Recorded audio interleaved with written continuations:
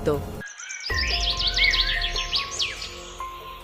একটা গ্রামে হাসান নামে এক কৃষক থাকত। সে খুবই পরিশ্রমী ছিল, কিন্তু তার মধ্যে একটু লোভ ছিল। একদিন মাঠে কাজ করতে করতে সে একটা সোনার হাঁস পেল। হাঁসটা প্রতিদিন একটা করে সোনার ডিম পাড়ত। প্রথমে হাসান খুশি হলো। প্রতিদিন একটা সোনার ডিম বিক্রি করে সে ভালোই টাকা আয় করতে লাগলো। কিন্তু কয়েকদিন পরেই তার লোভ বেড়ে গেল। সে ভাবল, যদি হাঁসের পেট কেটে একসাথে সব সোনার ডিম বের করে ফেলি, তাহলে আমি একদিনেই অনেক ধনী হয়ে যাব। পরদিন সে হাঁসটাকে মেরে ফেলল, কিন্তু পেটের ভেতর কোনো ডিমই ছিল না।